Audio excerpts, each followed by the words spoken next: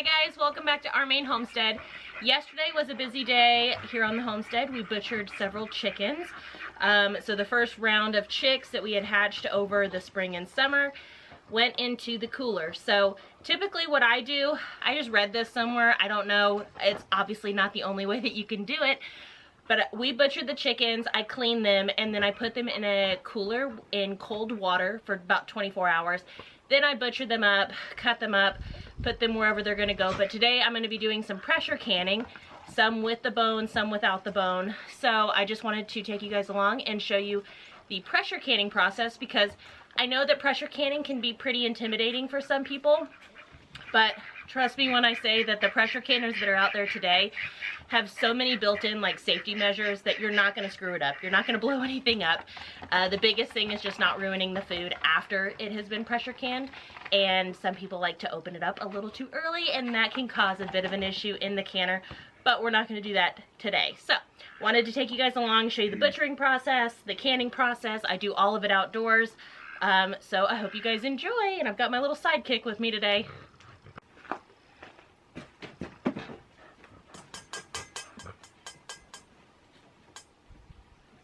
Want some juice?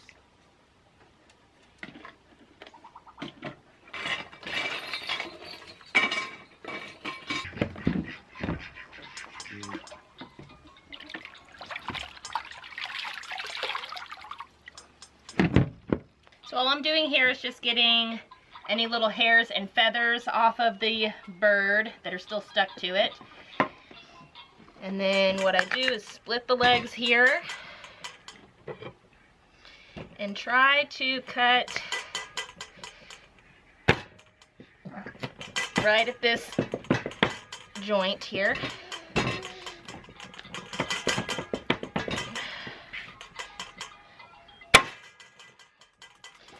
Then I've got the leg quarter here.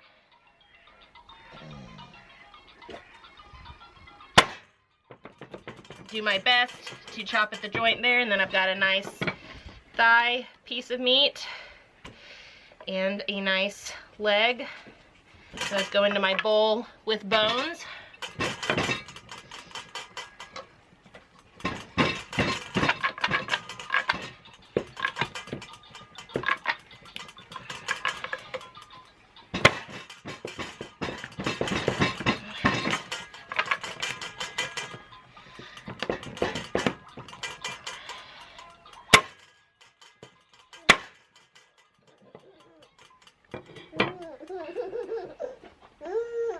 Is that funny?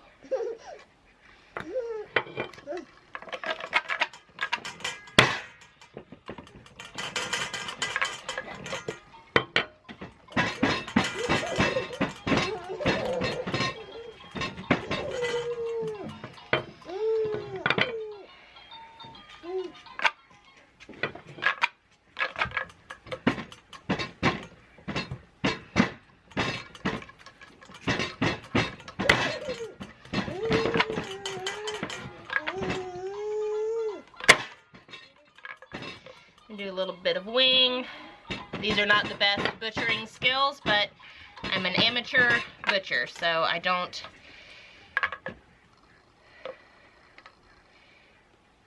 try not to be too hard on myself.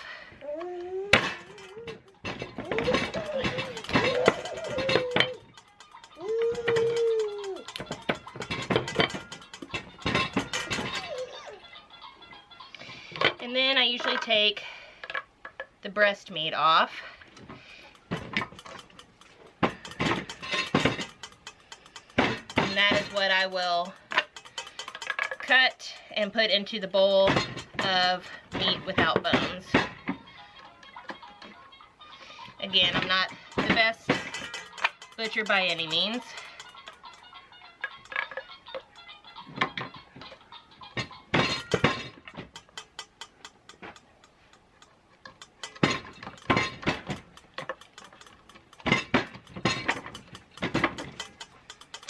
But I try to do it all with the same knife.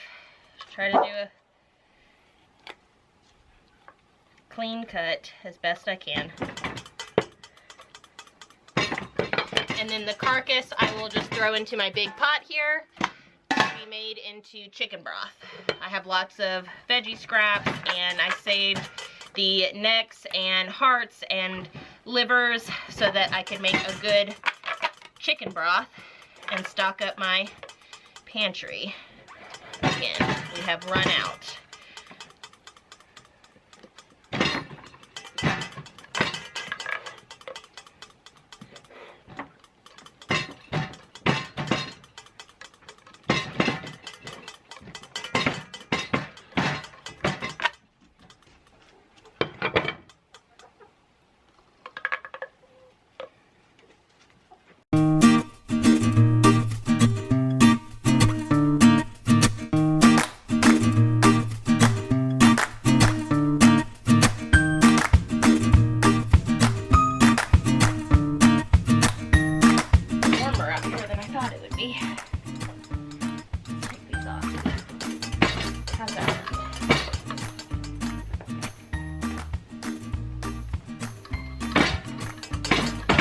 Here, let's take this off.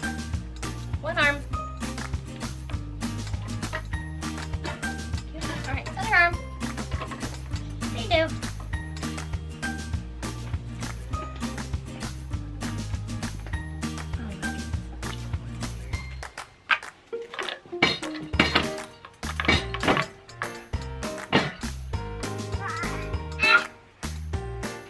You have sticky hair. You put juice in your hair?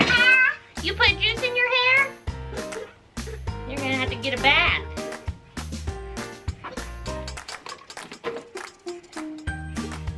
There you go. You don't have any more juice. There you go.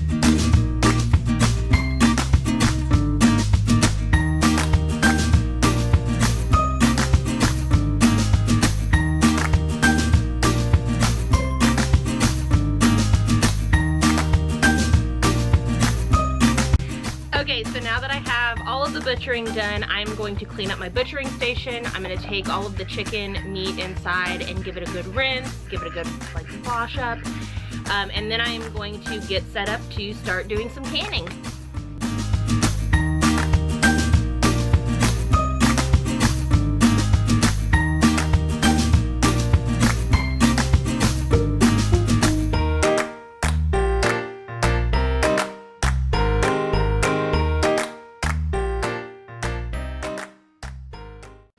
So first thing that I do with the pressure canner is make sure that it's cleaned out, and then I will put a few inches of water in there. Probably need more than that.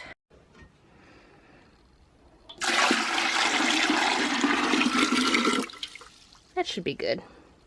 One of the main things that I'm always a little bit concerned about is not putting enough water in there, because you definitely don't want to run out of water whenever you're pressure canning, but you also don't need a ton of water. So I think you could see just inside the pressure canner there my line where I usually put water in there. So that's kind of my eyeball method, and it's always worked out great. So I would say that that's probably 3-ish inches of water, something like that.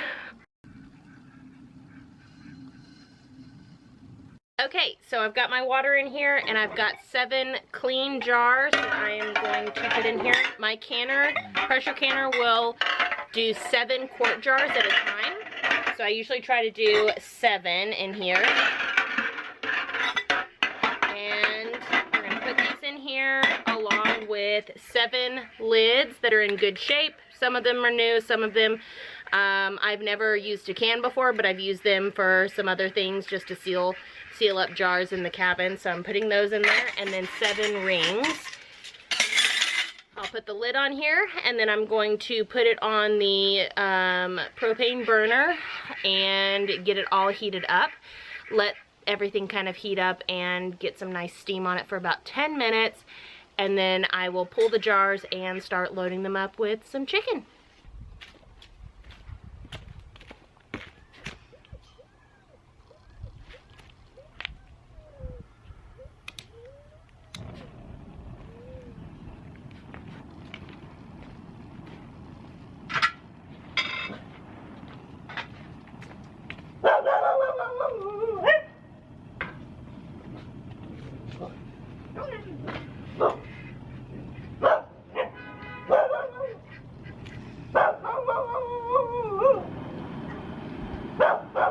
Okay, so while my jars are heating up and getting ready for the chicken, I was going to show you that I use the Presto canning guide that just came with my canner, and so I usually flip to the page about pressure canning poultry, and honestly, I do the raw pack method the majority of the time. I think the very first time that I canned chicken, I did do the hot pack method, which is where basically you cook it first and then you can it.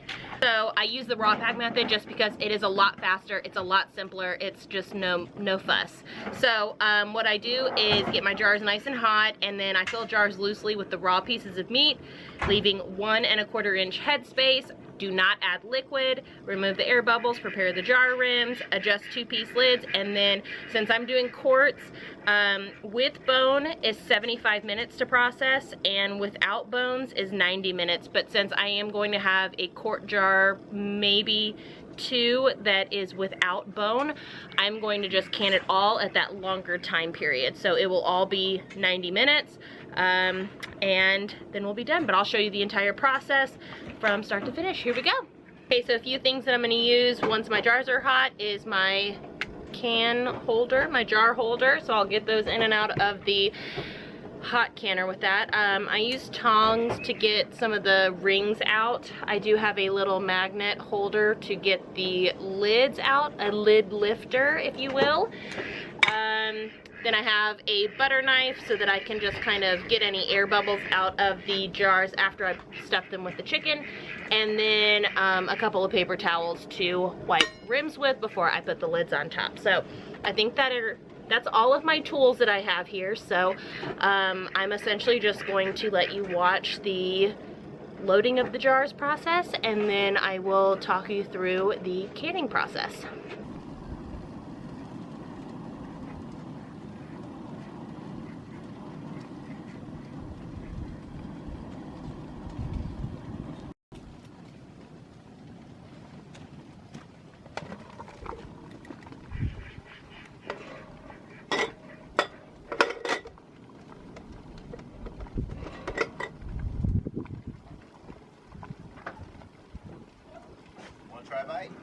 No, thank you. I'm filming.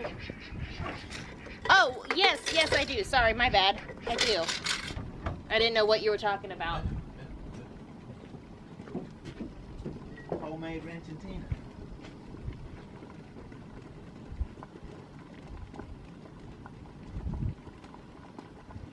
It's not spicy enough, and did you put some kind of sweetener in it? It said to put a teaspoon of sugar. Yeah, leave the sugar out next time. Okay, it also had in there to do hot paprika, but we don't have hot paprika, so. No, okay. The aftertaste is still the same to me. Yeah, it's just the sauce straight is just too sweet, but it's not bad. Okay. It's still good.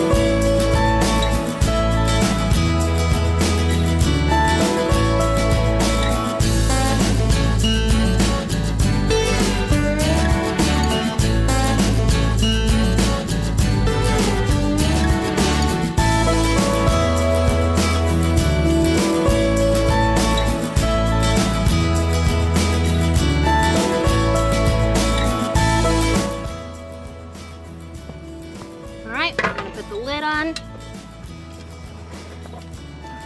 Crank up the heat. And then we want to let the steam vent.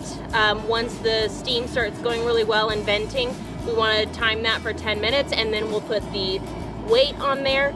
I think I said this before in our video, or in this video, but there are several safety measures on here. So you literally have to crank up the heat, walk away, and totally neglect it in order to like have something explode. But there's a safety vent on the front side of this canner top. There's a vent here on the canner top as well, and then the weight that goes onto the steam vent, like the main vent right there, if it got up to 15, which this one goes up to 20, and then it starts to say caution, but once it gets to 15, that weight is gonna rattle so loud and so obnoxiously that you will not notice that the canner is getting too hot and there's too much pressure in there before you come to remedy it or fix it. But in general, when I'm pressure canning stuff, I babysit my canner, so I don't walk away from it for long periods of time. I might run inside really quickly to grab something and then come right back out, but for the most part, I'm just gonna camp out right here and I'm gonna watch my pressure gauge, and I will bring you guys around here and show you what that looks like as well. But right now, like I said, we're just waiting for the steam to start venting, and then we're gonna put a timer on for 10 minutes.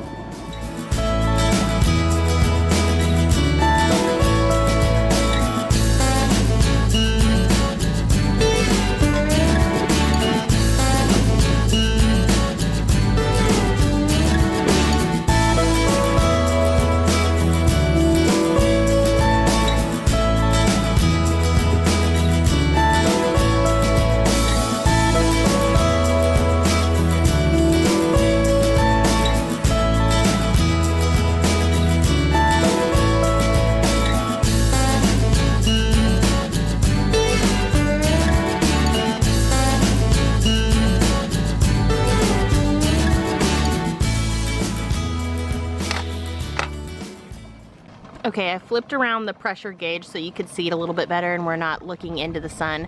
But I put the weight on the steam vent.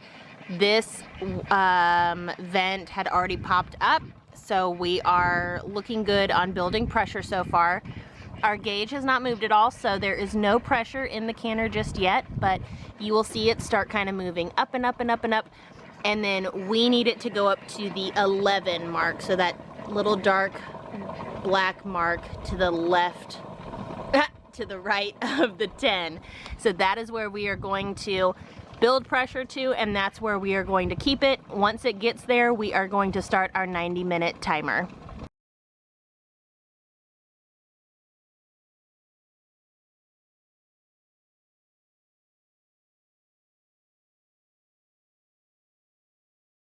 God.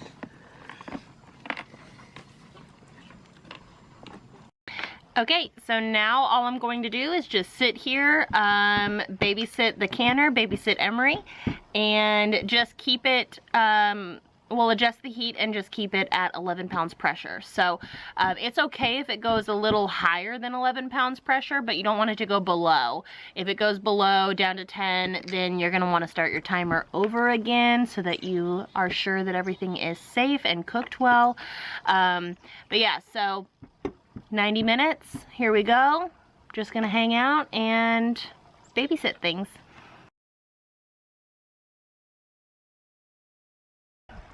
Okay, I've been sitting here babysitting the canner. Emery is inside hanging out now. My timer is about to go off, thank goodness. I did bring a book outside to sit out here and just read that for a little while, and here goes my timer. So, this is my favorite part. I'm just gonna come over here and turn off the burner, turn off the propane, and all I'm gonna do is I'm just gonna let this canner just sit here. So I just let it kind of cool completely before I mess with it again. That seems like the easiest thing for me, so I'll come back later this evening, maybe even just before bed, and I'll open everything up and take everything out so that it can cool off and Jars should be sealed in there. The big problem that a lot of people run into, rather than exploding their pressure canner, is being too impatient whenever the canning process is done and trying to open the lid or release the pressure too fast, because then you can have jars explode inside the canner and then you've messed up all of that hard work that you just sat there for an hour and a half, you know, reading books and watching the baby and all that stuff, babysitting this canner. But anyway, so yeah, you don't want to ruin all of your hard work. So my thing is, instead of trying to fiddle around with the pressure or releasing anything or opening the top too fast, I just walk away, go on about my business for the rest of the day, and then I'll come back later and open it up. So I will show you guys that whenever I get around to it later today. Okay, I'm gonna get started on dinner in a few minutes, so I wanted to go ahead and get the jars out of the canner. It's been a few hours at least, so everything with pressure should be like evened out, and it shouldn't be an issue at all, but the jars may still be a little bit hot. So I brought this along just in case. Here we go.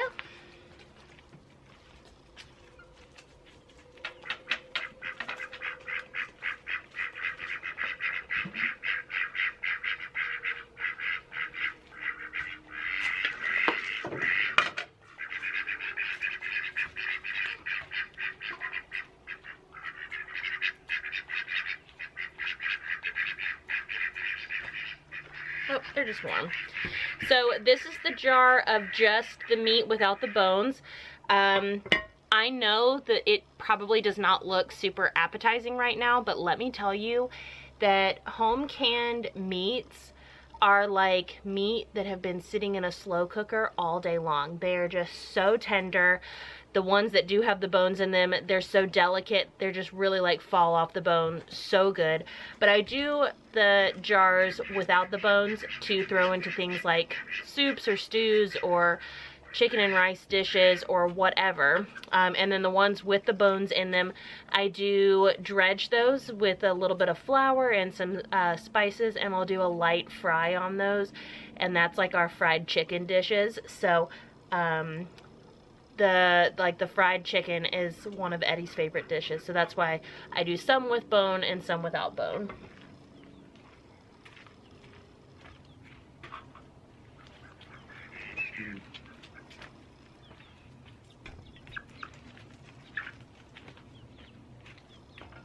Olivia, don't chase those chicks. Stop it.